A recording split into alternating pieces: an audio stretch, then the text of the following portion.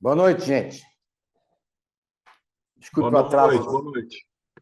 desculpe o atraso, 5 minutos aí, que quem se atrasou hoje fui eu. Mas tudo bem. Como é que está a vida de vocês aí? Vivendo ou existindo?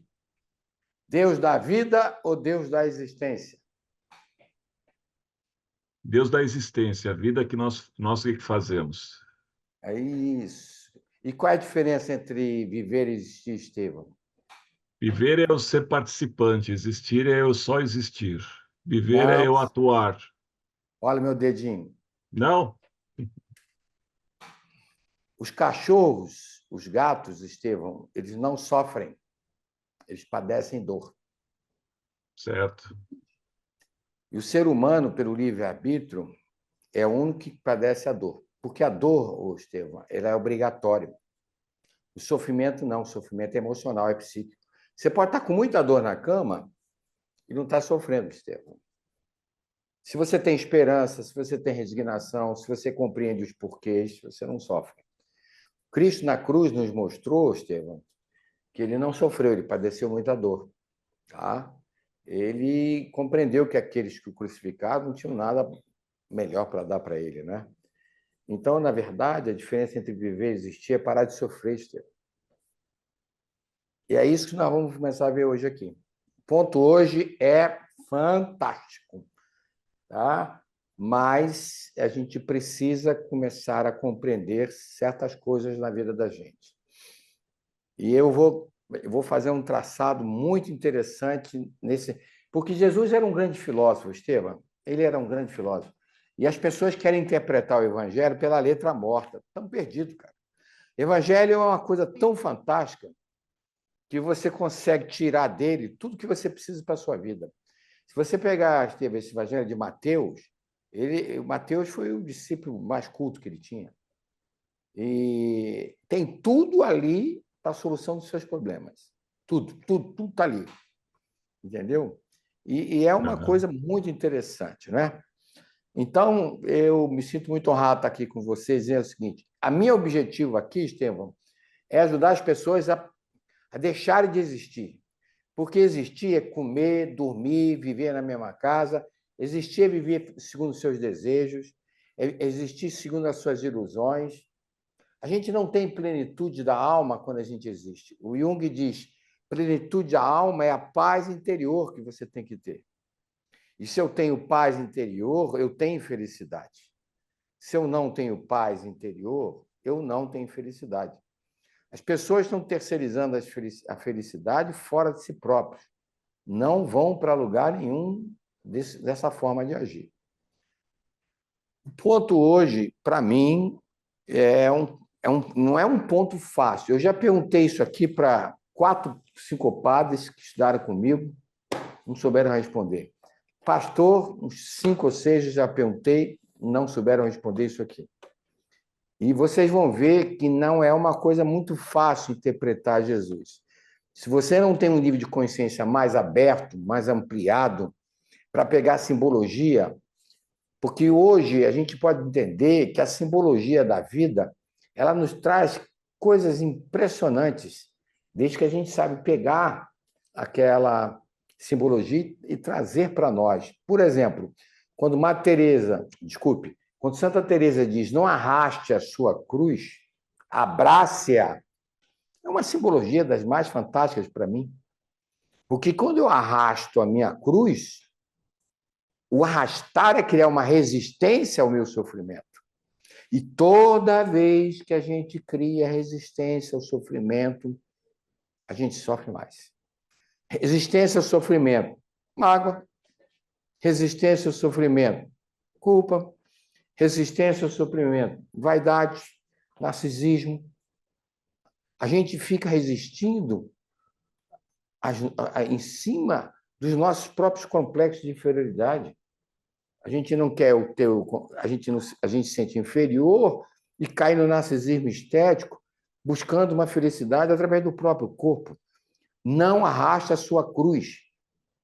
Aquilo que bater na sua porta, confie que tem uma mensagem para a sua evolução. Mas a evolução que você vai ter que Andar por você próprio. Abraçar significa, no simbolismo, trazer para perto de si, incluir esse sofrimento. Os grandes mestres orientais dizem assim: não produza separatividade. Não produza separatividade. Inclua o sofrimento e cresça com ele. Confie naquilo que está batendo na sua porta. Se alguém lhe abandonou, se alguém não quer viver mais com você, liberte essa pessoa e se liberte dela. Liberte essa pessoa desejando bem para ela. Você vai viver.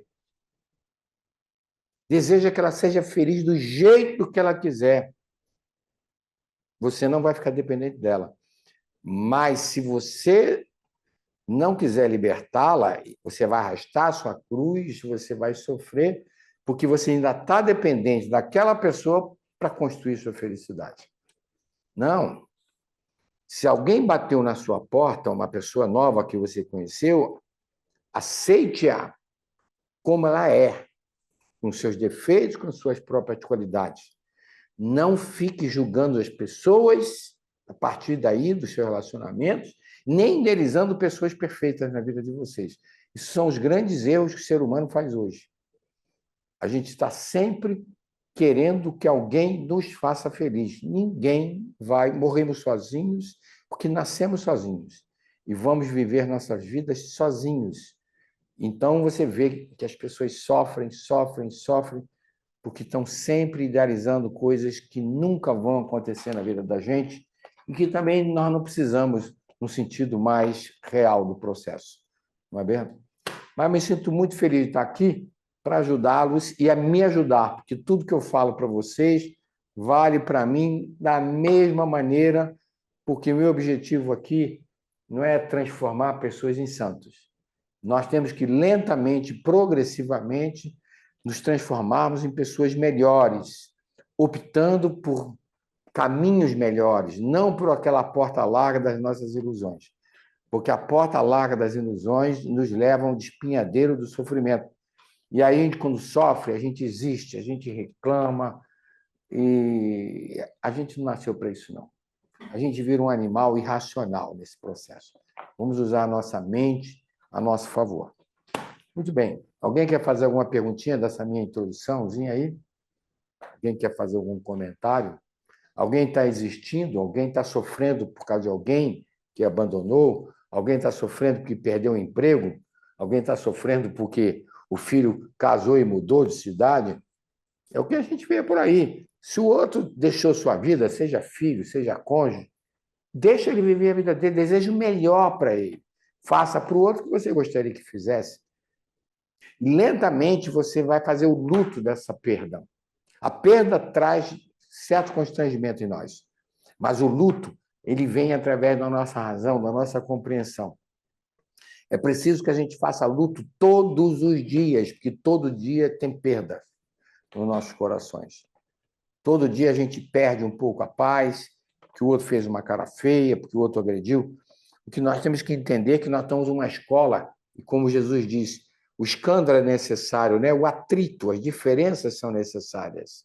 Mas ai daquele que produzir o escândalo, ai daquele que fizer o outro sofrer. Aí o bicho é muito pior, porque todo mal que você deseja para os outros vai voltar também para você, e geralmente volta de uma forma muito pior. Mas vamos lá. Nós estamos hoje no exercício 8. A Eliane hoje não está aí, mas ela me mandou um WhatsApp dizendo que hoje nós temos que ver o exercício 8, que é o versículo 29 e 30 do capítulo 5 do Evangelho de Mateus. Esses dois versículos são dificílimos de serem interpretados. Muito, muito difícil de ser interpretado. Mas eu gostaria de abrir o meu coração para vocês e dizer o seguinte: vamos amar esse grande mestre, gente. Vamos nos dedicar a esse grande mestre, porque esse grande mestre ele tem solução para todas as nossas ilusões. Todas as nossas ilusões. Então, veja só que coisa interessante isso aqui.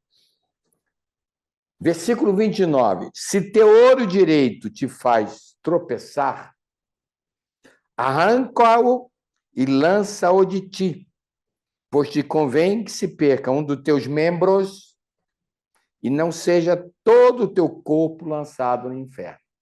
Quem tem Evangelho em casa, é só acompanhar aí, capítulo 5, né? Versículo 29. Mas olha que absurdo isso. Se o teu olho direito te faz tropeçar, arranca-o, lança de ti, pois te convém que se perca um dos teus membros e não seja todo o teu corpo lançado no inferno. Mas vem o versículo 30 agora, olha que coisa. E se tua mão direita te faz tropeçar, como é que a mão vai me fazer tropeçar? E me faz tropeçar é o pé, não é? Corta de ti, pois te convém que se percam dos teus membros e não vá todo o teu corpo para o inferno. Então, vamos lá. Quem quer começar a interpretar? Eu já falei um pouquinho disso, mas hoje eu vou dar uma profundidade filosófica fantástica. Estevão, que você é um cara muito inteligente. Dá uma interpretada para mim, Estevão. Isso é um dos mais difíceis, viu, Estevão? Inteligente não, né? Mas É inteligente, você é um cara com nível de consciência alto. Vamos lá. imagina, Não é para imagina. ficar vaidoso, não. Vamos lá. Não, não, não, longe de mim. Eu entendo que é preferível você perder uma parte do que perder um todo. Na realidade, o importante é você reconhecer a verdadeira importância da coisa. Então, eu prefiro perder uma parte material de mim, mas eu não perder a essência. Eu não perder aquilo que é mais importante, que é a essência. Olha, eu não estou contra a tua interpretação. Está errada, não. Mas eu vou te ajudar hoje. Eu vou abrir o teu portfólio aí de conhecimento, uma coisa muito interessante. Então, vamos lá. Olho direito. O que, que significa o olho direito? Por que, que Jesus falou de mão direita e olho direito? Porque na sociedade, gente, o direito é o que é o correto. O direito é aquilo que é correto. E o esquerdo é sempre aquilo que é errado. Isso é uma simbologia, concorda? Então, se aquilo que você elegeu como direito correto para guiar teus passos, e quem é que guia os meus passos? Os meus olhos. Se aquilo que você escolheu de correto, de valores, para guiar teus passos, te faz errar, significa que isso não é o correto. Não é o correto. Se o teu olho direito, se aquilo que guia a tua vida é pelo lado correto, e qual é o lado correto? É o lado do amor. É o lado do amor ao próximo, fazendo para o outro o que você gostaria que o outro lhe fizesse, ou não fazendo o que você não gostaria que ele fizesse para você. Então, o olho direito é aquilo que guia a sua vida hoje. Te faz tropeçar, te faz errar, te faz agir com orgulho, te faz agir com ilusão, te faz terceirizar a sua felicidade fora de você, te faz abandonar teus filhos, te faz trair o outro, a confiança do outro, te faz agredir, te faz ferir o outro.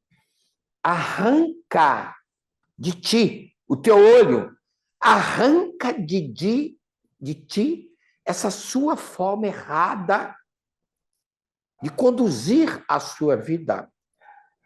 Arranca de ti isso daí. Pois te convém que perca esse sistema de valores,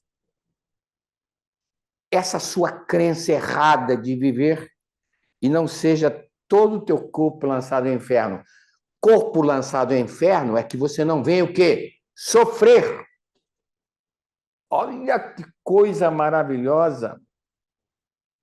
Se aquilo que está conduzindo a sua vida hoje está fazendo você errar, agir com orgulho, com ofendibilidade, com egoísmo, com maldade, com incompreensão, com apegos materiais, afetivos, com desrespeito ao outro. Você vai sofrer. Tira essa forma errada de pensar e de agir. É o que Jesus está falando. Isto, Jesus está falando no aqui e agora para a nossa vida. Então, aqui, vamos começar com esse 29. Projeta aqui para mim. Olha aqui. Qual o significado, então, do olho direito? Eu falei para vocês, então, que o significado do olho direito é aquilo que me conduz pela minha vida. O que me conduz pela minha vida?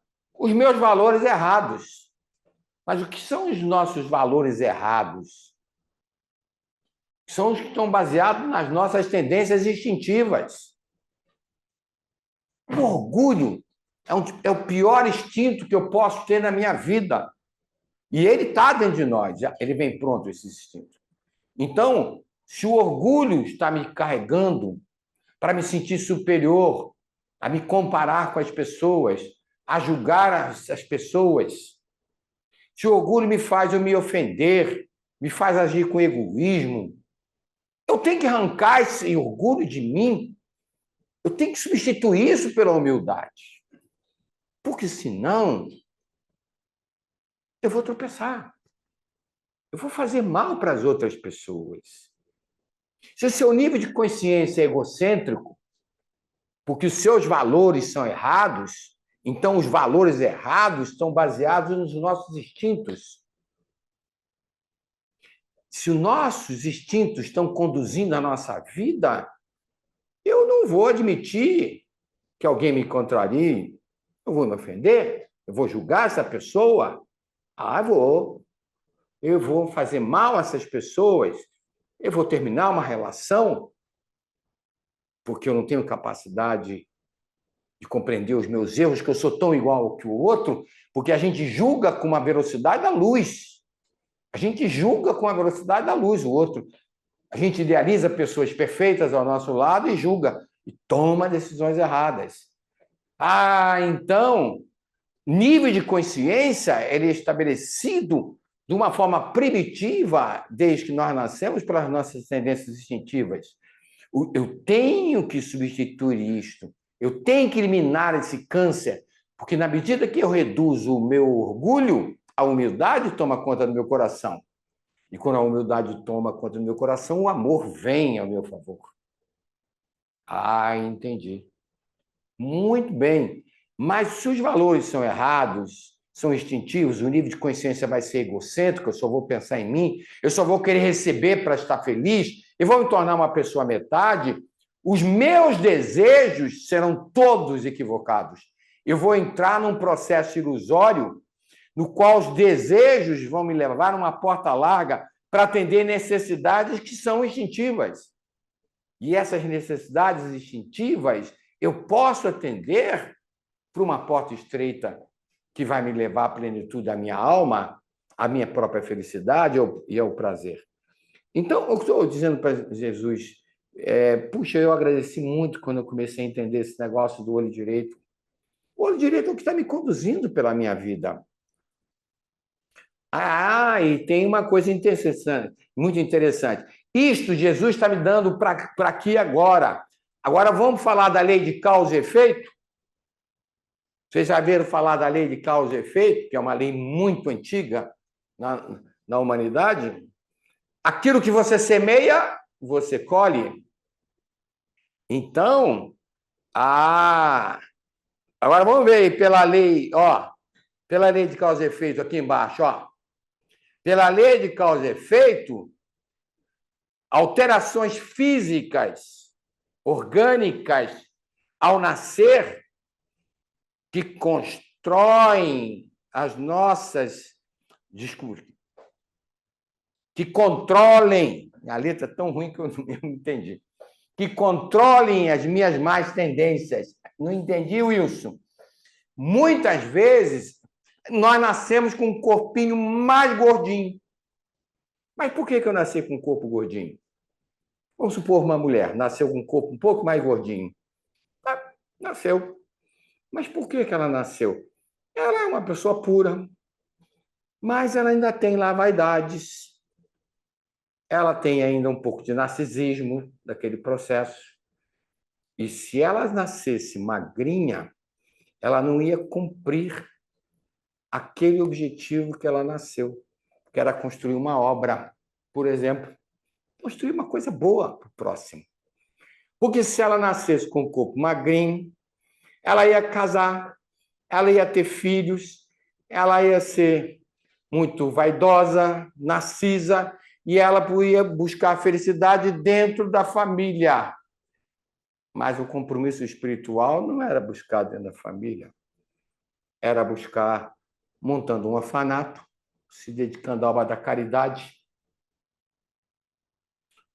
ou estabelecendo palestras onde ela ia ensinar os outros a perceber a vida por um outro ângulo, se tornando uma pessoa que vai cuidar dos outros, que vai cuidar da evolução dos outros. Então, muitas vezes, nasce com o corpo gordinho. E, às vezes, aquilo fecha um caminho que seria motivo de escândalo. Ela ia, pelo compromisso espiritual, que aquilo que é ligado no céu é ligado na terra, aquele corpo magrinho vai levar ela a um processo de destruição. Mas peraí. E do olho? Muitas vezes, pela lei da causa e efeito, indivíduos cegaram outras pessoas. Usaram os olhos físicos de uma forma errada. E muitas vezes passam pela mesma prova para que entendam aquilo que fizeram para os outros. Então, se nós entrarmos na lei de causa e efeito, essa estrutura de Jesus serve como uma luva. Então, por isso que nós nascemos com condições orgânicas e físicas diferentes. Porque se eu nascesse com os olhos azuis, vou dizer para vocês, se eu nascesse com 1,83 m, com os olhos azuis, cabeludo, bonitão, eu não estaria aqui com vocês. Porque eu não estaria pronto para esse trabalho que eu estou fazendo, que é a minha vida. Eu estou pegando pesado. Então, não reclame do corpinho que tu tem, porque esse corpinho que você está tendo aqui, ele está ajustado à sua evolução. Porque um corpo, às vezes, com um certo defeito, controla o nosso orgulho. Uma doença. Controla o nosso orgulho e nos faz perceber como nós somos frágeis materialmente, mas como nós somos fortes espiritualmente nesse processo. Então, nada está errado. A lei de causa e efeito é fantástica. Confie na lei de causa e efeito. Se você está tomando decisões erradas na sua vida, mude essas decisões. Mude aquilo que está te levando para um caminho que vai te afastar do teu objetivo principal da tua vida. Eu reconheço isso em mim. Pode ter certeza que eu reconheço. Beleza, porque Jesus vai falar. Dinheiro, beleza física e poder nos levam para a porta larga do sofrimento, das ilusões e do sofrimento. Ele dizia, era mais fácil um camelo. O camelo era uma corda grossa passar no buraco da agulha, do que um rico entrar no reino dos céus. Muitas vezes a gente vê na reencarnação, o cara diz, a menina diz, eu quero nascer com um corpo assim. Olha, não vai não, você já errou muito, não faça isso. Nós vemos mulheres que não conseguem engravidar e não conseguem ter filhos nessa vida. Mas por quê? Ou porque foram aborteiras e agora tem que valorizar a maternidade, ou porque tiveram filhos e abandonaram e agora tem que valorizar a maternidade, ou porque assumiram compromissos e de eleger como filhos a própria humanidade. precisam ter filhos, nem precisam casar. Então, a gente começa a compreender que há uma verdade muito maior sobre nós. Aquilo que nos conduz na vida não pode ser o sistema da ilusão. Nós temos que ter valores morais, nós temos que ter valores mais empáticos, os valores que nós temos que botar na nossa vida é a humildade, é a inofendibilidade, é a misericórdia, é a pureza de sentimentos, é um estado de compreensão, de doação e respeito, que é o próprio exercício do amor, porque nós temos que ser fiéis ao Cristo. Mesmo se viermos a ser crucificados, será grande o nosso galardão, porque nós estamos numa porta estreita da plenitude da nossa alma. Porque Jesus não sofreu na cruz, ele padeceu dor. Eu não quero mais sofrer na minha vida. Eu já falei para vocês. Comecei falando coisas importantes. Pessoas abandonam pessoas. Pessoas fazem escolhas erradas. Eu já falei aquilo até para ligar com isso aqui. Respeite essa pessoa. Deseje o melhor para ela, que ela ore por ela. Mas não tenha mais dependência dela, pelo amor de Deus. Porque senão você vai ficar numa dependência errada no seu coração. E não é isso que Deus quer de você. Então, eu queria discutir em primeiro lugar, antes de falar da mão. Depois nós vamos analisar a mão direita, corta a mão direita, e também pela lei de causa e efeito. Então, vamos lá. Quem quer perguntar alguma coisa sobre esse início da minha exposição? Eu quero, Wilson. Então, vamos lá. Aqui é a Mariane. Eu queria perguntar nessa questão da lei de causa e efeito. Como uma pessoa com uma deficiência intelectual consegue evoluir nessa vida? Desculpe, a tua voz embolou para mim aqui, eu não consegui entender a sua pergunta. Você podia repetir, Mariana? Claro, eu perguntei na lei de causa e efeito, como uma pessoa com deficiência intelectual consegue evoluir nessa vida? Ah, uma coisa interessante. Como é que é o seu nomezinho? Mariane. Mariana, aparece aí que eu quero projetar você aqui para te ver. Ah, tô aqui. Tá, não está sem roupa, não, né? Não, tô aqui. Então, vamos lá. Então, Mariane, é o seguinte: quando uma pessoa nasce com uma idiotia, ou nasce com uma anomalia cerebral, para aquele espírito reencarnante, Mariane, aquilo é um sofrimento muito grande. Nesse sofrimento, ele vai começar a burilar o orgulho que fez ele errar nas estruturas passadas. Você tem que compreender isso. Os nossos erros, eles têm que ser... A gente tem que entender aquilo que errou. Eu tive um irmão, Mariana, meu irmão mais velho, que era uma pessoa boa, mas ele ficou praticamente 10 anos preso num corpo que não respondia mais ele. Lúcido, Mariane, lúcido. Um homem que foi consultor brasileiro na ONU, deu aula na universidade russas, americanas, ganhava uma fortuna por mês. De repente, uma doença joga ele no valão. Lúcido. Ele parou de falar, parou de comer, parou de andar. Ele só enxergava. Parou, ele movimentava ainda lentamente os braços. Ele preso no corpo desse. Eu falava, mano, não arraste a tua cruz, abraça. E ele foi compreendendo, Mariane, que aquela revolta que ele tinha no início da doença não levava ele a lugar nenhum. Ele se humildou.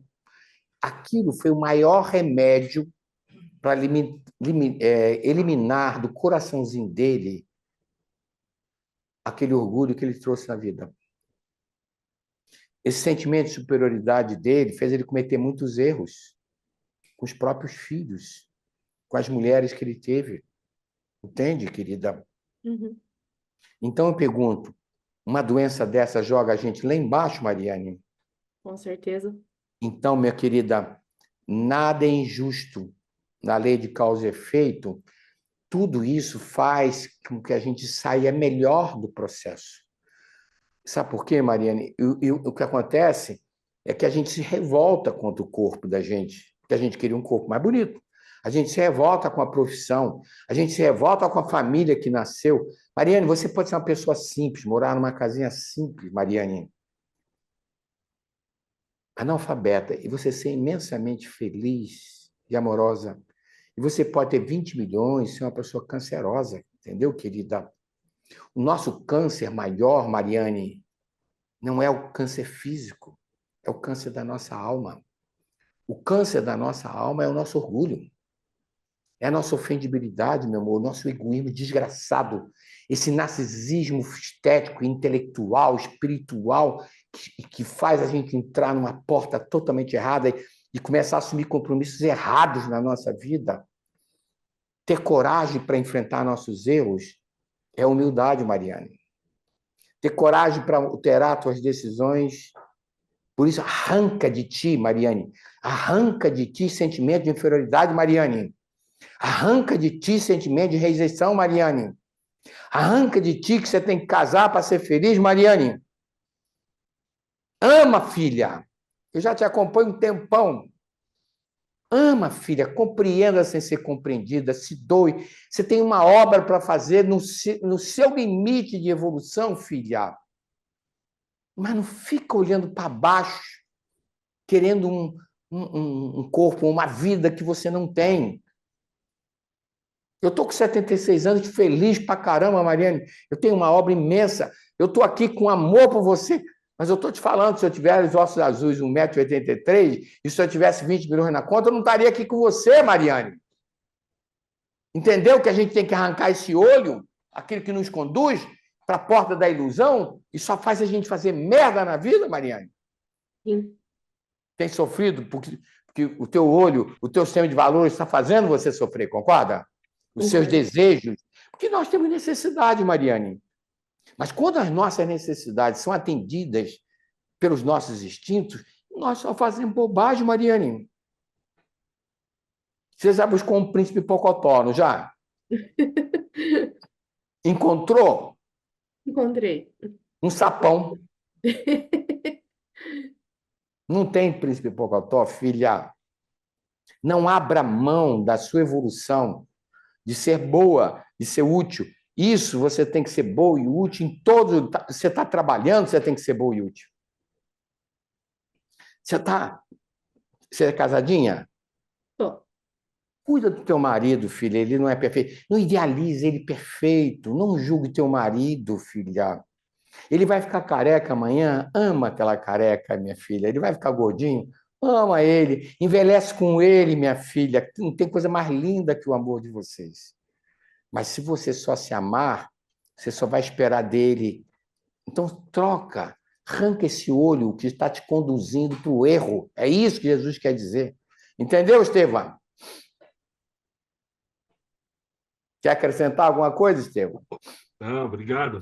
Oh, é isso mesmo, eu concordo plenamente. E a Concordo gente, plenamente. quanta merda a gente já fez, né, Estevão? Nossa, e é o processo evolutivo, né? Não existe. Uma das coisas que eu acho que é certa dizer é que é impossível uma pessoa, do momento que ela foi criada com o seu livre-arbítrio, é impossível ela, até chegar o arcanjo, é impossível ela não ter errado. Ah, sim. É impossível. Então, é assim, eu entendo que todo mundo tem a necessidade de errar. Não porque é masoquista, não, é porque vai errar. É isso aí. Ele vai errar. E eu, Vai como dar com a cara no professor, chão. eu digo o seguinte: o erro não pode ser apagado. O erro, ele marca mais do que o acerto. É isso O aí. erro, o erro é ouro, o erro é diamante. Mas não que nós vivamos em função dele, está errado. Mas a gente tem que olhar para o erro e falar: olha onde eu errei. Olha aqui aonde eu errei. Então, a borracha, ela deveria ser proibida na escola. A pessoa tem que chegar lá, marcar aonde que ela errou e refazer. É a Nunca, humildade. É a humildade, pô. nunca errar, nunca apagar. E a gente tem que coexistir com esses erros, porque eles são joias e a gente quer apagar os erros, a gente quer esconder, não quer mostrar. Qual é o problema de eu mostrar o meu erro? Eu pergunto, qual é o problema? Nenhum. Nenhum. Pelo contrário, pode servir como exemplo para alguém falar: pô, mas você sabe que eu fiz a mesma coisa? Eu não tinha me tocado. Então, a gente não tem que se preocupar com o erro, mas sim observar o erro e olhar para ele e falar: aonde eu errei? Primeiro passo. Segundo, o que eu posso fazer de melhor? Terceiro, te prejudiquei? Me desculpe.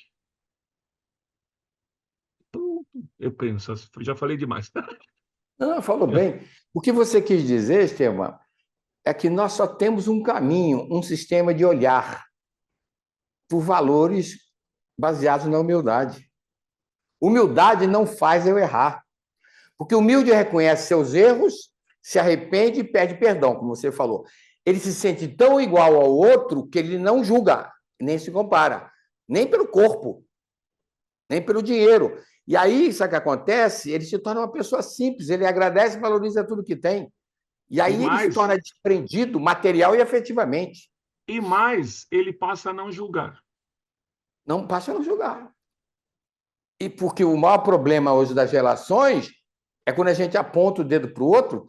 Porque, olha, Estevam, eu vou dizer uma coisa para você. Hoje, eu não tenho nada para perdoar de ninguém.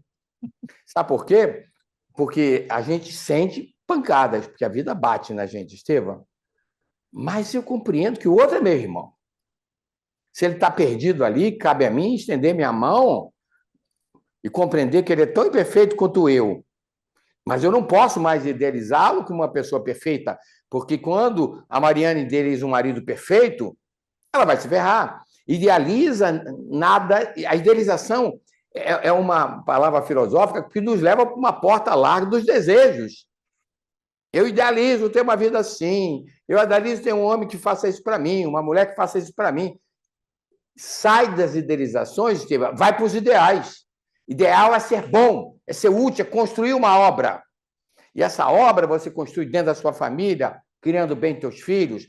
Essa obra você constrói dentro do seu trabalho, sendo um bom gestor, tratando as pessoas com dignidade. Essa obra você vai fazer quando você for um professor e orientar bem os seus alunos. Porque todo o trabalho que nós fazemos aqui no somatório dessa sociedade precisam ter um denominador comum, o amor ao próximo. Porque se não tem isso, nós vamos cair no precipício do sofrimento. E cai, Estevam, porque quando a gente idealiza pessoas, nós vamos nos enganar, porque já estamos dentro de um conceito que é o pior instinto que nós temos, que é o instinto de superioridade. Porque a nossa superioridade ela é tão hipnótica que a gente não enxerga um palmo adiante do nariz. E a gente só faz bobagem. Não, Olha, a gente tem que cuidar do corpo, a gente tem que cuidar da nossa casa, nós temos que cuidar de tudo. Eu posso ter dinheiro, posso casar, posso ter tudo. O que nós não podemos é entrar nessas relações com valores errados, com uma forma errada de pensar para substituir alguma coisa que você achava que não estava boa. Porque a gente troca, a gente está trocando e fazendo trocas erradas no processo. se me, Isso aqui, para mim, Estevam, eu demorei anos para interpretar isso de uma forma correta. Eu falar, meu Deus do céu, me ajude. Agora, a lei de causa e efeito, isso aqui cai, que é uma beleza. Você pode ter se me, certeza. se me permite só Ô, pai, aproveitar, colocar um oh, perdão. negócio rapidinho. Eu sou casado pela terceira vez, né? E aconteceu muitas coisas. Por exemplo, o primeiro casamento eu fiz exatamente isso que você está falando. Eu idealizei uma mulher, né? E aí o meu racional, em 1 ano e 8 meses, percebeu isso, eu me separei. Aí Foi foi mais buscar a rápido. perfeição da outra, né? Trocou de mosca. Aí eu fui, casei pela segunda, fiquei 7 anos. E hoje estou casado há 27 anos. Então, com o verdadeiro amor que eu né? Um amor mesmo. E aí eu digo, eu sofri nos 2 casamentos? Não. Eu aprendi. Se eu não tivesse passado por isso, porque eu era um cara muito, assim, eu hoje não me toleraria viver comigo naquela época. Eu era muito chato, era muito chato. Então, eu tive que passar por isso para poder hoje viver o que eu vivo. Porque se eu não tivesse passado por aquilo, eu não teria condições, suporte de viver. Então, eu te digo, tem um ditado que eu falo assim, benditos sejam os problemas, porque sem problema não há solução. Não há solução. É Então, matemática. isso daí foi bom para mim. Então, foi maravilhoso. Eu agradeço a Deus por ter passado por essas fases. Isso aí, Stefano. Guilherme, você quer perguntar? Não, na verdade eu queria falar uma coisa. Eu estou passando pelo desafio de pai, de tentar conversar com os meus filhos adolescentes sobre Deus, sobre reencarnação, sobre causa e efeito. E não é um desafio fácil. Até porque eu acho que eu comecei bem depois do que você começou a falar para mim e para os meus irmãos, né? E eu vejo muita angústia, não só neles, mas em outras pessoas, especialmente angústia e às vezes um pouco de dificuldade de entender o amor de Deus e a lei de causa e efeito, porque a nossa ótica é uma ótica de corpo e de vida de 90 anos, e não uma ótica de espírito que tem vida infinita. Então, o Chico Xavier dizia que o nosso corpo é a veste de um dia para o espírito, né? Ainda que o espírito não fosse imortal, mas que o espírito vivesse 90 anos, significa que a gente vai reencarnar 33 mil vezes, né? Ou seja, uma vida nossa de 90 anos, se o espírito vivesse 90 anos no tempo que o espírito tem, seriam 33 mil vidas, né? E uma das coisas que também na teoria espírita eles dizem é que boa parte das vezes, quando a gente volta com as nossas deficiências, as nossas dificuldades, e você deu exemplo de algumas, a gente com muita facilidade culpa a Deus quando, de acordo com os livros, boa parte dessas escolhas são nossas, enquanto espírito. E se a gente parar para pensar no nosso dia a dia, quantas vezes você comeu demais num dia e escolheu comer menos no outro, passar fome no outro? Quantas vezes você escolheu tirar um dia inteiro para fazer faxina na sua casa e passou o dia inteiro como sendo faxineiro ou faxineira da sua casa? Quantas vezes você escolheu passar um dia de enfermeiro com alguém, com algum parente que você amava? Imagina isso na vida de um espírito que vai viver, no mínimo, quer dizer, na verdade ele é imortal, 33 mil vidas. Você pode escolher uma vez vir de um jeito que, aos olhos do mundo, durante aqueles 90 anos, é uma vida muito difícil, mas aos olhos do seu espírito é só um dia. O que é um dia na sua vida? Não é nada, né? Então, a partir daí, você passa a ter uma relação com Deus, uma relação menos de culpa, e você começa a entender que boa parte dessa questão de causa e efeito das dificuldades que você está vivendo na vida é simplesmente o que você escolheu ontem para você viver hoje. Boa parte dessas escolhas são suas, não é um castigo de Deus ou uma punição ou uma correção. Aprenda aqui esta lição, toma esse remédio amargo, não. Eu, ao longo da minha vida, dos 90 anos que eu espero viver ou mais, eu várias vezes escolho passar por lições, ir para determinadas escolas e colocar a minha própria vida em situações, às vezes, um pouco mais difíceis, para que eu possa aprender e me tornar melhor nessa vida. Por que eu não faria isso enquanto um espírito? Escolhendo por uma reencarnação que não é nada no tempo da minha vida, da minha consciência maior. Nada. Meu filho, o que você está falando é a diferença entre idealização e ideal. Porque na idealização, Gui,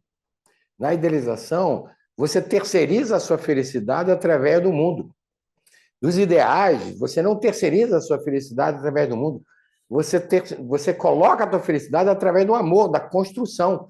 E muitas vezes, como você falou, muitas vezes você tem que nascer, às vezes, com deficiências orgânicas ou passar por uma doença muito difícil para que você interiorize e você perceba que você é um ser espiritual. Eu tenho um caso para contar para vocês, já contei, mas vou contar novamente para vocês. Existiu, na época de Roma, um vice-rei de Roma na África. O nome deles era Titus Aelius. E esse Titus Aélios, ele era um cara de família rica em Roma, e ele foi para a África. Só que tem que ele era tão cruel que ele matava mulheres, ele matava pessoas, homens, crianças. Ele tinha o prazer de pegar a biga dele com 4 cavalos, a biga é aquela carroça que ele pilotava em pé, ele amarrava os corpos dessas pessoas vivas e andava com a biga até o corpo dessas pessoas morrerem estraçalhados. Você veja que nível de maldade esse cara tinha. Ele é um irmão nosso, mas altamente primitivo. Os olhos dele, o que conduzia, os valores que conduziam ele, era superioridade, ele era um sangue azul, e o resto não existia. Foi motivo de escândalo. Ele ficou 1000 anos dentro do umbral, no inferno dos piores que você pode imaginar. 1000 anos. Num sofrimento, numa revolta, até que um dia ele não aguentou mais, ele pediu perdão. Eu errei. Aí, pum, levaram ele. Ele ficou 300 anos, numa colônia espiritual sendo trabalhado. E aí ele pede para Jesus, ele se ajoelha e pede que ele sofresse aquilo que ele fez sofrer. Meus olhos ficam cheios de água. Por quê? E ele nasce como Hélio, como um menino chamado Hélio. Ele nasceu no Rio de Janeiro. Quem foi ser pai e mãe dele foram 2 vítimas dele, que foram os únicos que aceitaram ser pai e mãe dele. E ele nasceu lá no Rio de Janeiro. Só que ele já tinha 5 aninhos de idade, a mãe estava levando ele no carro do lado de trás e 2 assaltantes assaltaram o carro dela, pediram para ela sair. Mas ela disse, deixa eu tirar meu filho, mas ele estava amarrado com aquele cintinho, né? Quando ela abriu a porta e tentou tirar, ela não conseguiu, estava nervosa, não conseguiu tirar, mas ela conseguiu tirar uma parte e puxou ele para fora. E os caras aceleraram o carro e o corpinho dele ficou para fora. E a cabeça dele foi batendo no asfalto e ele morreu com a cabeça estraçalhada. Esses pais ficaram desolados com isso tudo. E o Chico Xavier já tinha morrido, mas lá no Rio tinha um centro espírita no Meia, que tinha um rapaz que psicografava a carta das mãezinhas. Eles ficaram 1 ano lá, não veio uma carta dele. Ele não sabia. E eles resolveram mudar de São Paulo, porque o Rio de Janeiro está muito violento. Ele mudou de emprego e foi para a capital de São Paulo. Quando estava na capital, e ele doou a casa dele, ele doou a casinha dele para esse centro, porque era uma casa grande, para que pudesse ser mais acomodada as mãezinhas. Depois de 1 ano e pouco, ele recebe uma carta. Essa carta foi lida no programa da Ana Maria Braga. Meu nome era Titus Aélios, então ele conta o que ele fez na vida e conta que ele pediu para passar por tudo isso. Ali, o que guiou esse romano para um processo desse? E eu estava, naquela época, eu estava fazendo a Unicer, e a gente estava passando... era uma história que a gente seguia, eu fazia em São Paulo e fazia aqui em Campinas. E um dia eu estava falando, comentei essa história lá, isso faz, sei lá, 9 anos, 8 anos atrás, sei lá. E, de repente, ele aparece do meu lado. Tem um rapaz chamado Flavinho, que viu ele. Ele era um gigante, ele tinha quase 2 metros de altura, estava com uma bata branca, e ele agradecendo a oração que nós fizemos para ele. Ele estava fazendo uma reverência a nós ali. É aquilo que o meu filho falou agora para vocês. O que é uma vida? O que é uma vida que a gente joga, uma vida que a gente passa por certas dificuldades no corpo, que nós não nascemos com aquele corpo que a gente queria, ou então com problemas familiares. O que é uma vida dessa? Como meu amigo falou lá, o Estevam, se não tiver problema, não tem soluções. Isso é uma palavra sábia. Eu perco, às vezes, uma vida onde eu não vou atender os meus desejos, porque desejo não é uma coisa ruim. Eu estou cheio de desejo de amar vocês. O que me movimenta aqui é o meu desejo de ser bom e útil para vocês. Então, é preciso que vocês entendam o seguinte: Deus não dá pedra ao filho que lhe pede pão. Confiem que está tudo certo na vida de vocês. Mas pare de guiar a vida de vocês para um precipício, gente. O Estevão, adorei o Estevão. Procurou uma mulher perfeita, não conseguiu, procurou outra perfeita. Agora tu encontrou a alma da tua alma, meu filho. Meu filho, eu te invejo. Tu tá com a alma da tua alma, porque eu queria ter a alma da minha alma do meu lado e não tenho. Entendeu? Entende, Diego? Você é um privilegiado, cara. Então, parabéns. Mas foi um mérito teu. Pode ser que um dia eu tenha esse mérito. Então, vocês têm que entender esse negócio. Eu estou até com lágrimas nos olhos, porque eu fico feliz pelo meu filho, Guilherme, porque está passando uma fase difícil na vida dele, coitado. Está passando uma fase difícil. E eu vejo ele se colocando de pé, lutando. Ele é CEO de uma empresa americana, trabalhador, um cara. Eu fico muito feliz quando vi ele falar. Mas eu estou aí muito feliz com isso aí. Podemos passar, então, para o versículo 30? Professor, deixa eu só falar uma coisa para o Estevam aqui. Essa analogia que você trouxe da borracha, esse da escola, eu até anotei aqui. Eu achei isso tão maravilhoso, porque isso traz uma ideia para a gente de que a gente precisa, né, da perfeição, e a gente precisa acertar o tempo inteiro.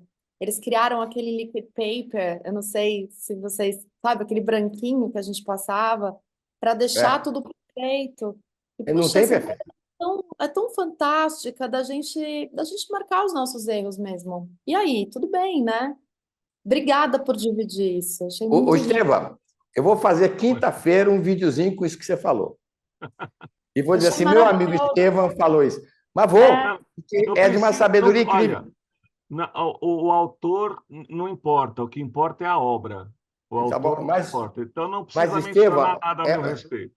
mas eu queria falar, Mário, eu amo você, Mário, você é fantástico. O Mário, se a gente apaga os erros, a gente está passando por cima deles, a gente esquece.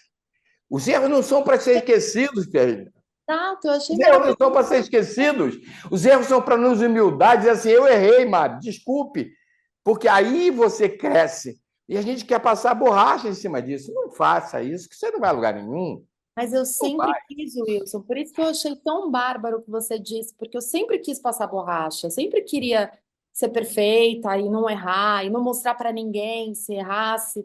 E não, e daí, errei. Tá tudo bem. E vou errar Quando a de gente, novo. quando a Maravilhoso. gente quer, quando a gente quer ter essa ideia de que a gente não erra, tal, é a hora que a gente está sendo vaidoso, né? A hora que a gente está sendo perfeccionista, né? Orgulhoso. E eu falo para os meus alunos, falo, gente, qual é o problema de errar? Não apague, só marque errado. E acabou. Desculpa te cortar, eu me empolguei. Mas é isso Obrigada. mesmo. Só queria dizer obrigada, que foi muito útil a sua fala. Muito bom, muito bom. Posso, Agora vamos lá. posso falar rapidinho? Pode. Eu não tenho pressa aqui, não. Ó. Se não der para fazer Então. o 30, a gente faz na outra semana. Na outra quinzena. Isso aqui não é curso, gente. Isso aqui é troca de experiência. Eu sou igual a vocês. Sou igual a todos vocês. Sou melhor que ninguém. Fala, amor da minha vida, Ana Paula. Então, o Estevam falando, eu senti a mesma coisa que a Mari, né? Porque na infância, quando a gente estava na segunda, terceira série, eu me lembro sim, né? A gente cresce numa família onde tem que ser tudo perfeito, a gente não pode errar, onde são identificados e introjetados os nossos valores, né? E eu me lembro muito bem que quando eu errava, eu apagava e eu não queria que ninguém visse que eu estava errando, né? Mas o pior de tudo, que é aquela culpa inautêntica, aquela frustração que eu tinha comigo mesmo, que eu não podia errar. Então, eu não podia É errar. orgulho.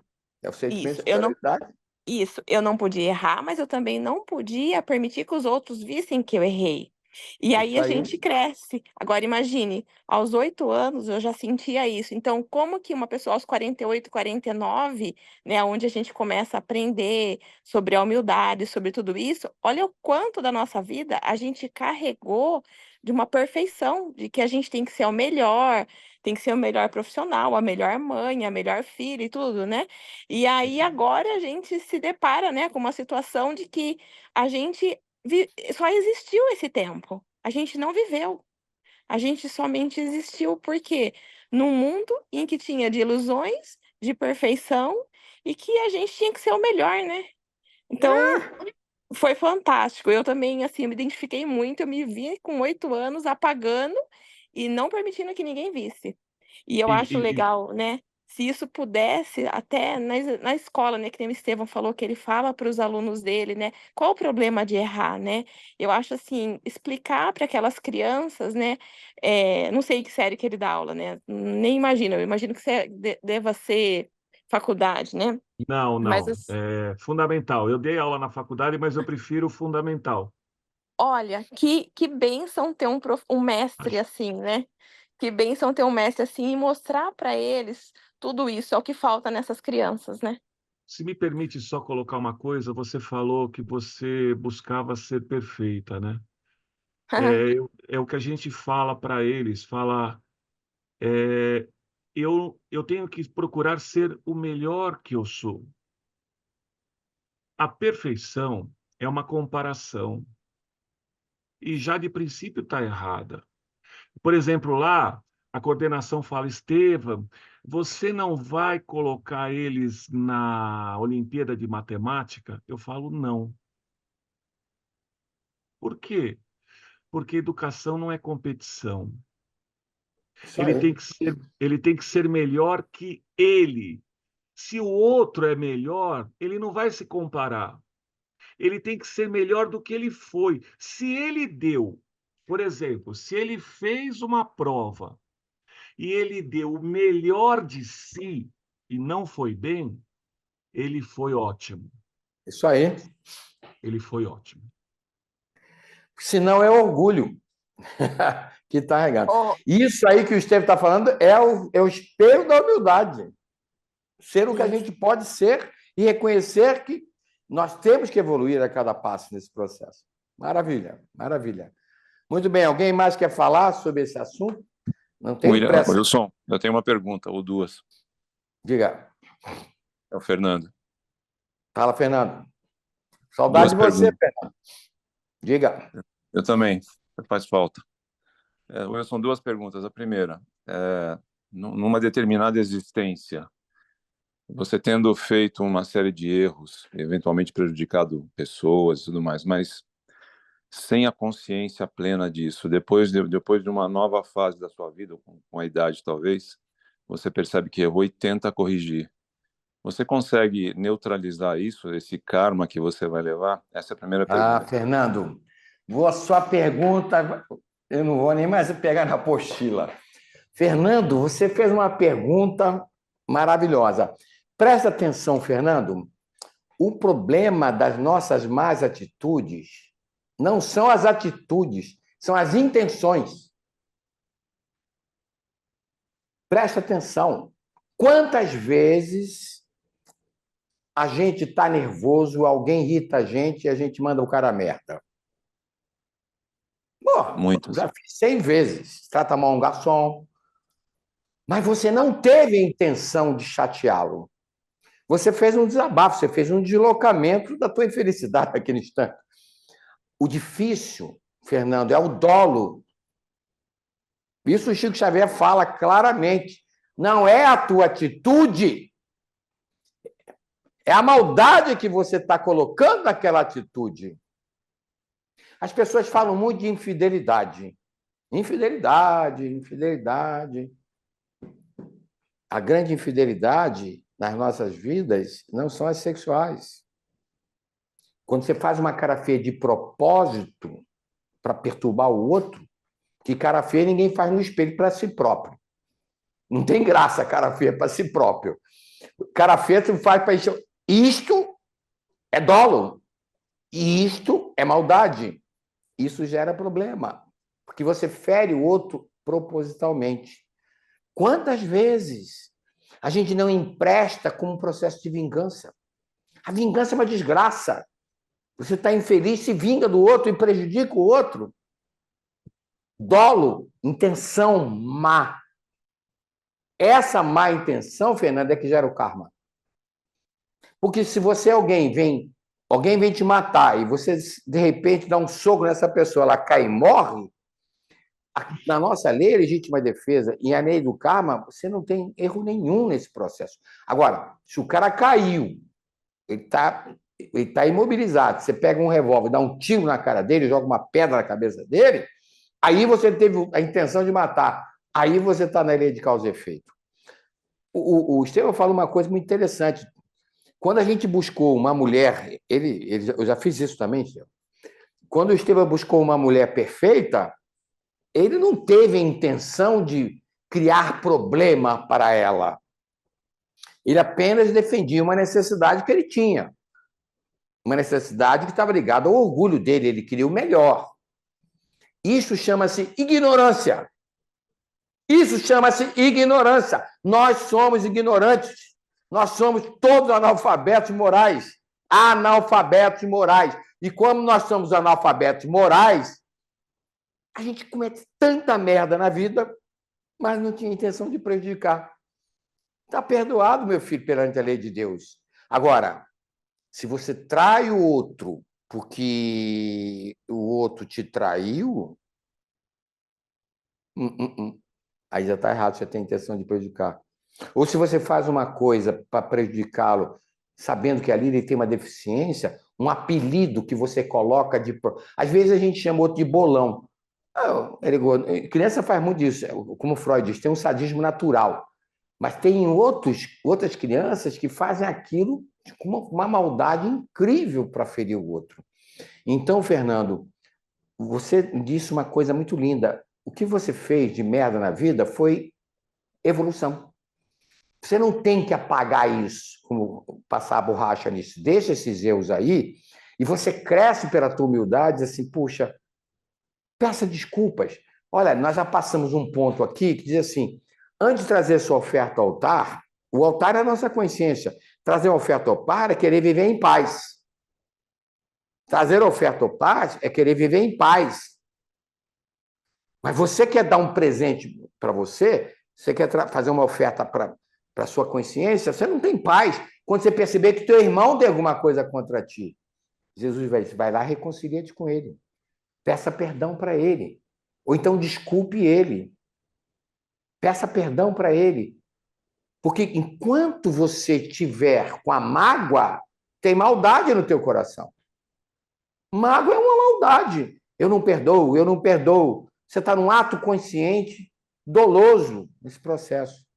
Na medida que você vai lá, e eu já falei aqui, nunca diga para os outros, eu te perdoo. Não faça isso, porque isso é orgulho, isso é sentimento de superioridade. Porque se eu estou dizendo que eu te perdoo, eu estou te dando absolvição. Não. Jesus fala sobre isso. Não. Peça perdão, porque você também teve responsabilidade no conflito que foi gerado. Nunca diga eu te perdoo. Assim, me perdoe, porque eu errei com você também. Então, nós não vamos ter paz, Fernando, enquanto nós não nos reconciliarmos com o nosso irmão. Mas se ele já morreu, Fernando, bota ele na tua mente, conversa com ele, porque a mente funciona pelo que vê, mas pelo que imagina. Você não precisa falar. Você traiu tua mulher, você não tem que contar para ela que tu traiu. Um erro não justifica outro, Fernando. Fecha os teus olhos, bota ela na frente. Puxa, querida, eu fiz uma bobagem, fiz isso. Peça perdão, dá um abraço nela e muda a sua vida a partir dali, Fernando. O importante é entender o erro e começar a fazer as coisas certas. Vai cair de novo. Jesus fala, quando a gente cai, a gente tem que levantar. Ó, vertical da evolução. Mas vai cair, ó. Nós vamos fazendo assim, ó. O importante é cair menos para ter que levantar menos. Então, o importante, Fernando, é o dolo, é a maldade. E você vê hoje nas empresas, as pessoas estão maldosas. As pessoas estão horrivelmente maldosas umas com as outras, gente. As pessoas demitem. Olha, eu dou consultoria em empresa, eu vejo uma reunião e diz assim, não, vou mandar o pessoal mais velho embora. Eu disse, mas mais velho? Quanto tempo? Ah, os caras estão lá com 30 anos de empresa. Eu falei, quantos anos esse cara falta para aposentar? 2 anos? Você vai tirar o emprego dele faltando 2 anos para... Não, porque nós temos que reduzir custo. Eu digo, meu filho, é uma redução maldita que você está fazendo com esse ser humano. Esse cara foi útil aqui 28 anos, 30 anos, agora ele não é mais útil. Então, observe, Fernando, que nos casamentos, nas relações, o grande problema é a intenção. É a intenção que se faz. E a gente diz assim, eu não sou maldoso. Cara feio é maldade, gente. Pai, Mau humor que você... Pois não. Sou eu. Eu queria acrescentar, o Fernando, engraçado, você fez uma pergunta hoje, eu fiz uma reflexão, você perguntou do neutro, né? Se eu posso neutralizar um ato ruim com um ato bom. E eu estava pensando bastante isso essa semana, por coincidência. Inclusive, escrevi um parágrafozinho que eu ia até mandar pro meu pai depois. Eu acho que uma coisa é a regra do jogo, e a regra do jogo é a regra, sim, de causa e efeito. E outra coisa é o objetivo do jogo. E eu acho que, apesar da regra do jogo ser uma regra de causa e efeito, o objetivo do jogo é amar. E isso que meu pai está falando da intenção, eu acho que é absolutamente mais importante do que tudo. E é onde a nossa cabeça tem que estar. Porque tem gente que não faz coisa errada porque tem medo de Deus. Mas ela, dentro dela, continua repetidas vezes tendo pensamentos ruins e ela não para se questionar e reavaliar aquele pensamento ruim. Ela simplesmente não faz a coisa errada porque ela está temente a Deus. Que bom que não faz a coisa errada. Não estou tirando o mérito de não fazer a coisa errada. Mas qual é o grande objetivo, né? E tem gente que não faz a coisa errada não por medo de Deus, porque não culpa a Deus, mas porque tem medo da relação de karma com aquilo. Então, vive tentando seguir a regra da causa e efeito. Eu dou um tapa no dia, flor no outro. Tapa num dia, flor no outro. É um jogo que soma zero. Se soma zero, você não ganha nada. Você não vence o objetivo do jogo. Eu acho que o verdadeiro objetivo desse jogo, quando eu falo do amar, é eu não vou fazer pelo outro porque dentro de mim eu desenvolvi um sentimento verdadeiro de que eu quero para o outro o melhor comigo ou semigo. Eu quero para a sociedade o melhor comigo ou semigo nela. Eu estou fazendo literalmente pelo outro. Eu estou escolhendo não errar naqueles erros que são a escolha porque eu estou absolutamente pensando no amor que eu tenho ao outro e aos outros que estão à minha volta. E não porque eu estou com medo de Deus e nem porque eu estou com medo da causa e efeito. Porque quando a gente fica se policiando para não errar em função de medo de Deus ou da causa e efeito, a gente entra num jogo que soma zero. É tapa num dia e flor no outro, tapa num dia e flor no outro. Que tipo de desenvolvimento a gente tem nisso? Quando, no fundo, se você deu tapa num dia, se perdoa. E pensa que você tem que dar flor no outro, não porque tem que somar zero, mas pensa de verdade que é porque você quer ver o outro bem. Porque se você der flor para o outro para somar zero, aquela flor não valeu de nada. Era melhor ter dado um outro tapa, e um outro tapa, e outro tapa, até você acumular karma o suficiente para tomar uma porrada e aprender. Porque, no fundo, é muito mais um movimento íntimo do que mecânico. Eu acho que esse é o grande ponto. O objetivo de vencer esse jogo é um objetivo muito mais íntimo, de você com você mesmo, do que um objetivo mecânico de tapa e flor, tapa e flor. Então é um jogo que neutralizar ele não é importante. Eu acho que o importante é você não parar de jogar e com bastante foco no objetivo do jogo, da vitória do jogo, que eu acho que é amar com plenitude, é não se ofender. Essa história toda que meu pai fala que é muito difícil ser na vida real, mas acho que esse é o grande objetivo. Isso aí. Quer falar, Fernando? Sim, eu gostaria, sim.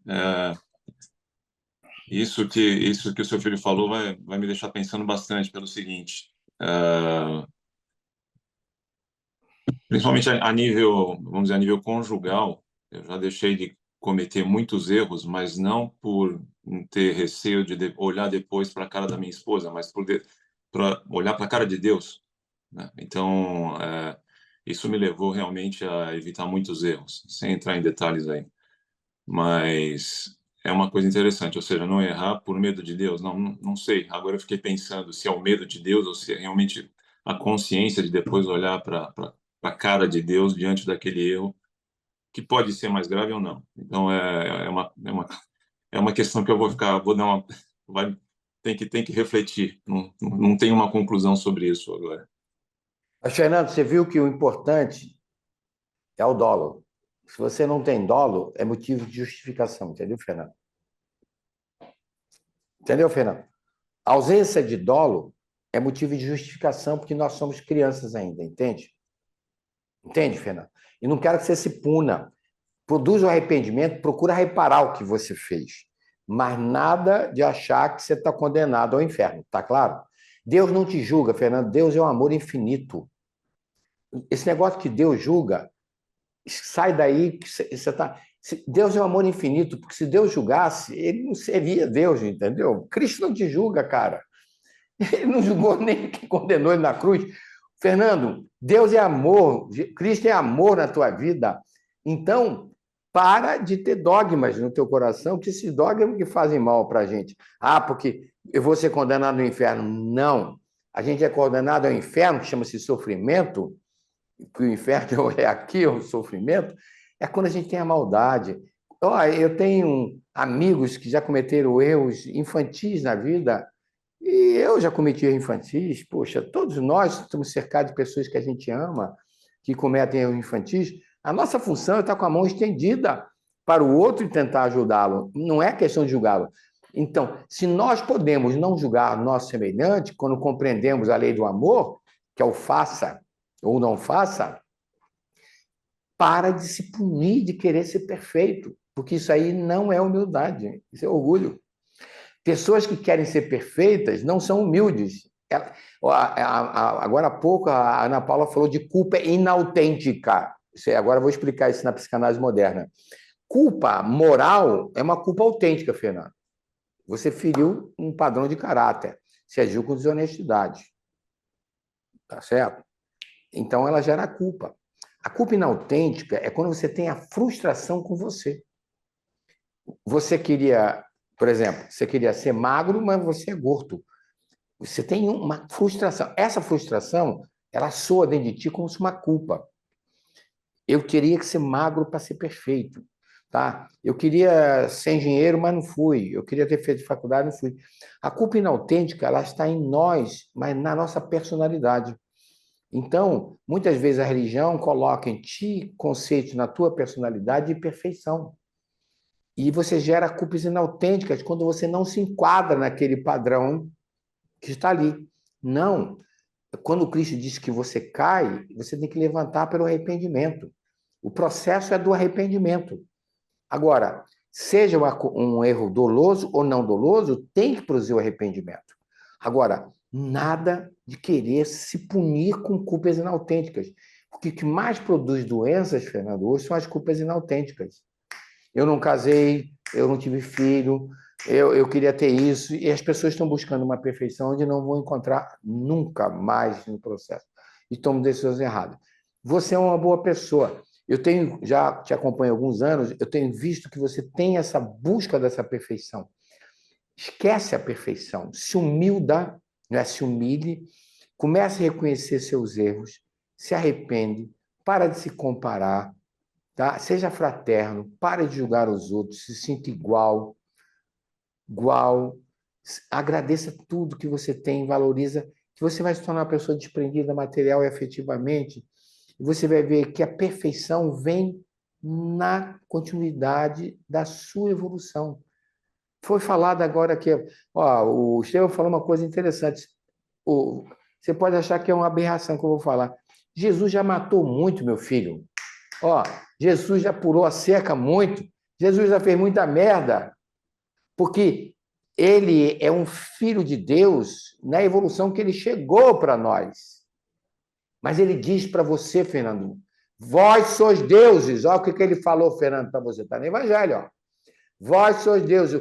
O que eu faço hoje, você pode fazer mais amanhã. Ele te deu um sentido de evolução. É só olhar no Evangelho. Quer dizer, você não vai chegar a um nível de Deus como ele chegou, de uma perfeição, para nós, quase que absoluta, mas nós somos um Deus com D minúsculo, Fernando. Esse Deus com D minúsculo só vai se tornar um Deus com D maiúsculo quando essa semente de amor que habita em ti caia no solo da vida, no solo das relações. Eu hoje não tenho para perdoar ninguém. Quem errou comigo, se vier falar comigo, eu dou um abraço de amor, diz, puxa, eu nem lembro o que tu fez comigo. Porque amar é não ter nada para perdoar, nem para se perdoar, Fernando. Porque a maior infidelidade é a maldade que você faz para o outro, de propósito. Isso é que é infidelidade. As pessoas pensam que infidelidade é sexual. Não é. A infidelidade é contigo, quando você tem a soberba, esse orgulho que faz você errar, não atinar sobre seus erros, você quer passar a borracha, consertar aquilo sem se arrepender. Vai por aí, não. Não sei se eu, vai pensar. De vez em quando eu te vejo aqui. Procura não faltar nesses domingos aqui, é tão pouquinho, não é? Fique aqui com a gente. Você é muito inteligente. Já falei que você tem que estudar psicanálise, mas tu é teimoso. Tem que estudar Tô a psicanálise. caminho. Tô a Vem caminho. estudar, que a psicanálise que eu estudo não é clássica, é psicanálise muito moderna. Você é um médico de alma, você tem que se ajudar. Alguém tem alguma pergunta a mais? Eu tenho. É a Quem? Mariane. Eu? É a Mariane, Wilson. Eu queria saber, eu Fala, Maria. não peguei o conceito quando você falou de ausência de dolo. Ausência de maldade. Mariana, você já fez cara feia de propósito só para encher o saco do teu marido? Já. Já disse para ele que não queria transar só porque você estava aborrecido porque ele não fez algo para você? Já. Não, já, acho que já. Já, Não, já. Diz que não quer sair com ele porque não sei o quê, dá uma desculpa qualquer. Isso é dolo, isso é maldade. Entendeu? A maldade é que está no fundamento das nossas imperfeições. A gente erra por bobagem. Agora, a pessoa te encheu o saco, você faz uma cara feia porque você não gostou daquilo, não tem problema nenhum. O problema da cara feia é que você faz para ferir o outro, entendeu, Mariane? Dolo é intenção, má intenção. mas o que você Patrícia quis dizer Ferreira, falando ausência de dolo e justificativa? Não entendi isso. porque você, quando faz coisas erradas, você justifica os teus erros e geralmente você não sente culpa. Você já comprou alguma coisa que você não podia comprar? Sim, a racionalização daí, né? É a racionalização. Você Tá. se justifica. Tá, entendi. Patrícia Ferreira, quer falar, Patrícia? Estou te vendo aí, eu gostei de te ver hoje. Não tenho nada, professor, para falar. Na verdade, só agradecer, que foi incrível. Hein? Ô, pai, você falou Fala. um negócio, eu nunca tinha pensado, essa ótica do dolo, ela é muito legal, ela é muito bonita, ela é muito verdadeira. E pelo seguinte, eu acho que a maior parte das vezes que a gente está sofrendo, que a gente está sentindo culpa, são escolhas, né? A gente escolhe se sentir culpado, a gente escolhe sofrer porque a gente tem expectativas sobre a vida não acontece do jeito que a gente queria, e a gente começa, como você mesmo diz, a mastigar bombril, a sofrer. E aí a gente culpa o mundo, mas no fundo, se a gente olhar aquele mesmo problema por um outro ângulo, talvez a gente pare de sofrer. Logo, a maior parte do nosso sofrimento, ele vem de dentro da gente mesmo. Mas quando você está falando de dolo, tem uma coisa que outro dia eu estava conversando com o Matheus, seu neto, e a gente estava discutindo certo e errado. Imagina se Deus tivesse que ficar reescrevendo as regras em função de certo e errado, dado que certo e errado, ética e moral, são fatores temporais, o que é certo e errado hoje, o que é moral e é ético hoje, é bem Pode ser diferente do que era amanhã. 2000 anos atrás. As leis que regem o mundo dos homens hoje é muito diferente do que as leis de 3.000 anos atrás. Certamente as leis de daqui a 3.000 anos serão diferentes. A nossa noção de certo e errado vai ser diferente.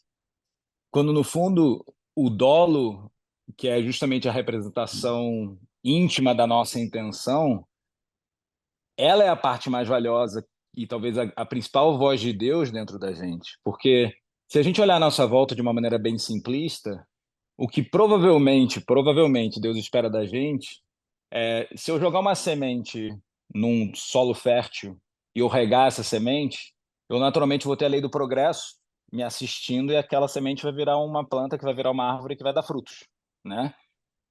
E isso é atemporal. Eu posso fazer isso, podia ter feito há 3.000 anos atrás, posso fazer daqui a 3.000 anos e vai funcionar dessa maneira. Então, toda vez que a gente tem dentro da gente um sentimento que é contra o progresso, que é contra a geração de bons frutos, que é a tal da cara feia, por exemplo, toda vez que eu tenho um sentimento que me paralisa ou que me pausa no meu desenvolvimento,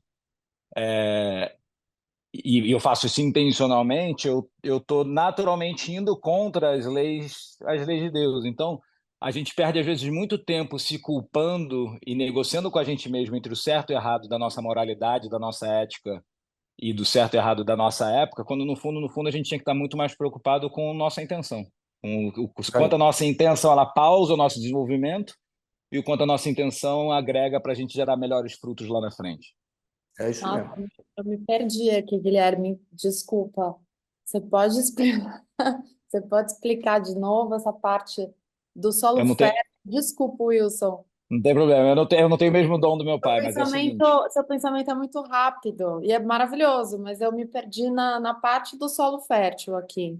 Tá, Solo vamos fértil observar é o seguinte, deixa eu explicar, Pera. Tá bom. O que ele quer dizer é o seguinte, quando você tem uma semente de amor e você joga no solo fértil, que é o seu próprio desejo de evoluir, essa semente ela vai nascer. Agora, não adianta você ter uma semente de amor e você jogar essa semente de amor em cima dos teus instintos, da tua maldade, ou de uma consciência mais egóica, onde você não pensa no outro. Quer dizer, nós somos um self, Mari. O Jung diz que nós temos esse self. O Cristo diz que nós temos esse Deus em nós. Mas esse Deus ele tem que ir para um solo, para a vida, para as relações. Mas se essa semente cai num terreno fértil, que é a tua humildade, que é a tua inofendibilidade, que é a tua misericórdia, essa semente ela vai crescer.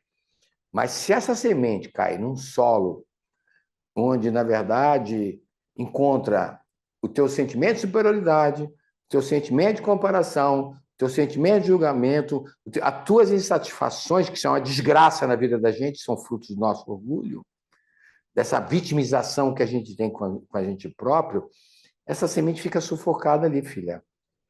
Ela não vai evoluir. Isso quer dizer, você já tem esse potencial de amor dentro de ti, mas você precisa plantar isso através de outros valores.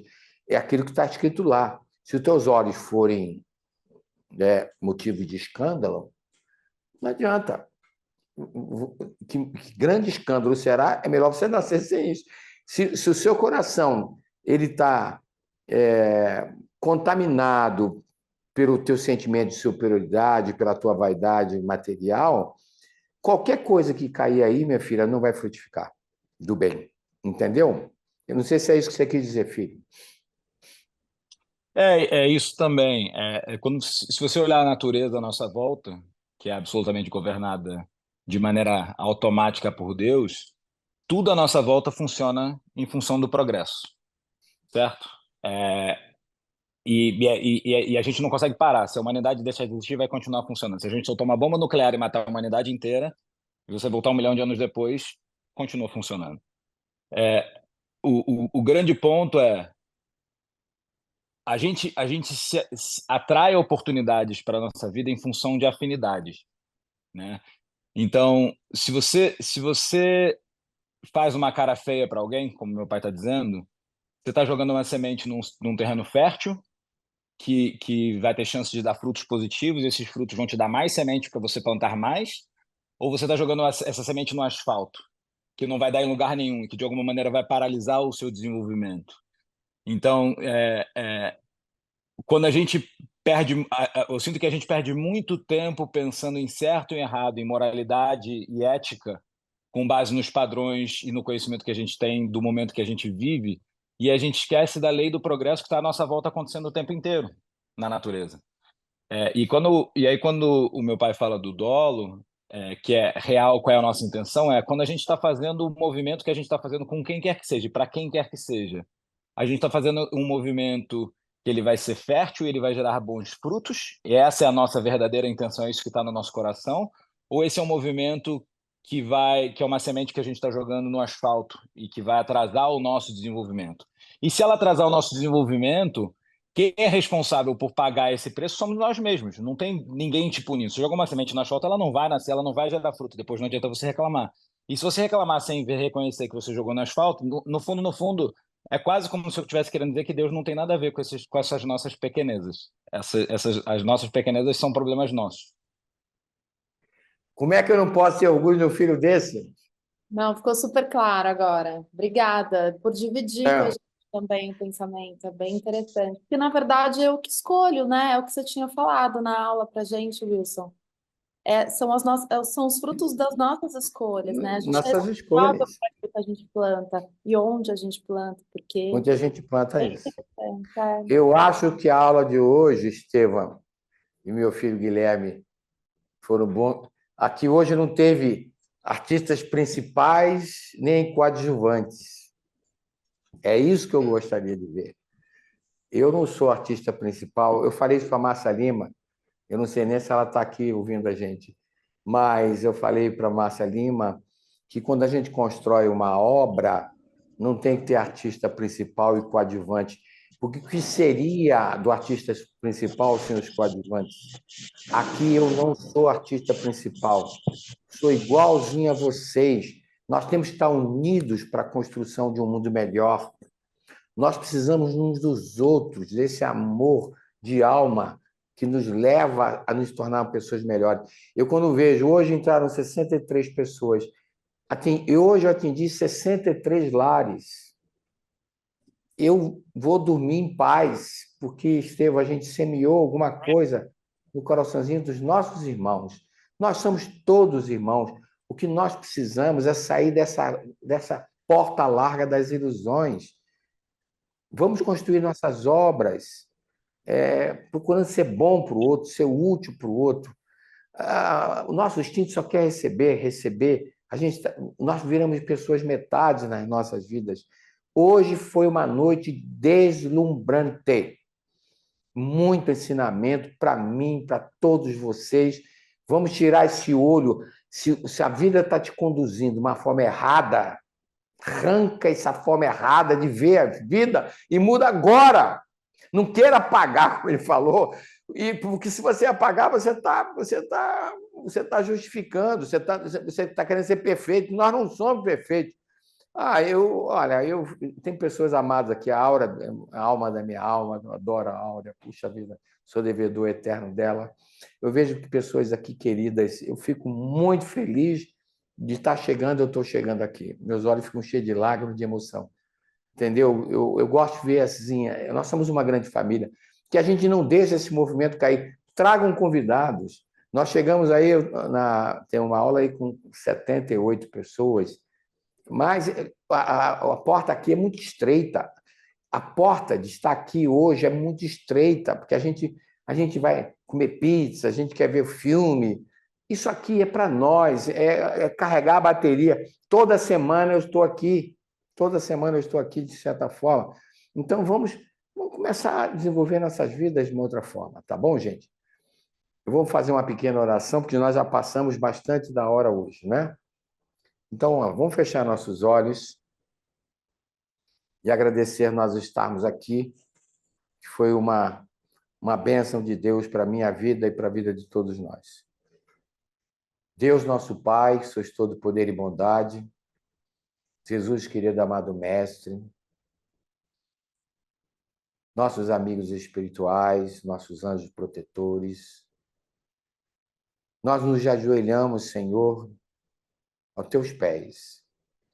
Colocamos nesse instante aos teus pés todas as nossas ilusões, o nosso orgulho, esse sentimento de superioridade, essa ofendibilidade que nos faz nos sentirmos magoados com nossos irmãos, esse egoísmo horrível que só faz a gente pensar em nós, a maldade que trazemos no coração, a incompreensão, esses apegos afetivos e materiais que nos fazem desenvolver desejos horríveis, ilusórios, que alguém vai nos fazer feliz, que nós possamos colocar aos teus pés, Jesus, toda a nossa irritabilidade, toda a nossa acomodação, todo o nosso sentimento de inferioridade, porque ninguém é melhor do que nós, Senhor. Que nós possamos estar unidos e pedir por aqueles que estão desesperados e aflitos nesse instante, Quantos estão pensando nesse instante em suicídio? Que eles possam receber essas vibrações de amor que saem do nosso coração e que eles cuidem desse patrimônio chamado vida, que eles não desistam.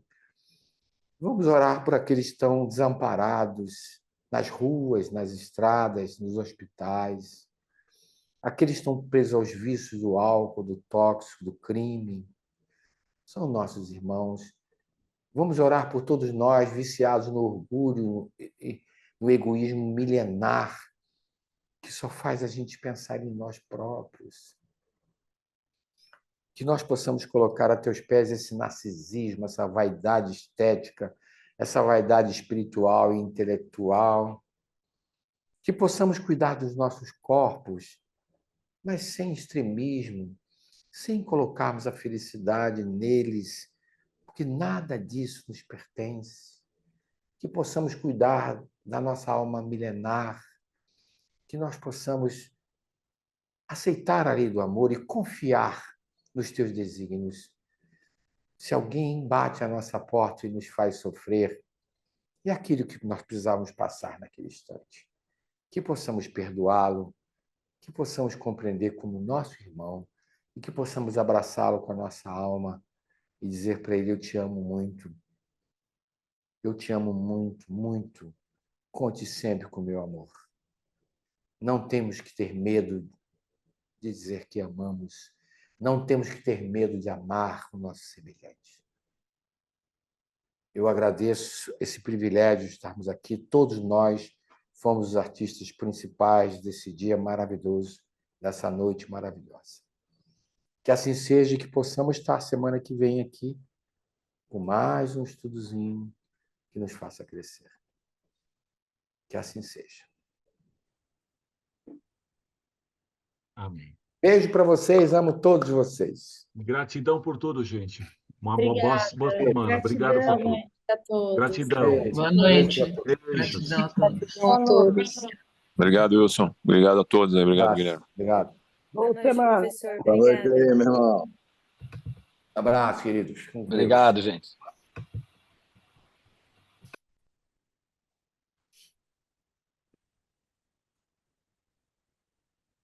Não desliga não, tá?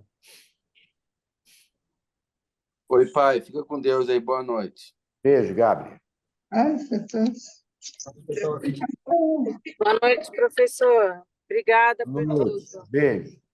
Boa noite, professor. Boa noite, professor. É o Roberto Toledo aqui. Um abraço. Um abraço, irmão. Roberto. Boa noite aí, meu irmão. Beijo, beijo. Aldão. Isso. Boa noite. Ai, meu Deus, não tô conseguindo sair, meu Jesus. Beijo, Dalva.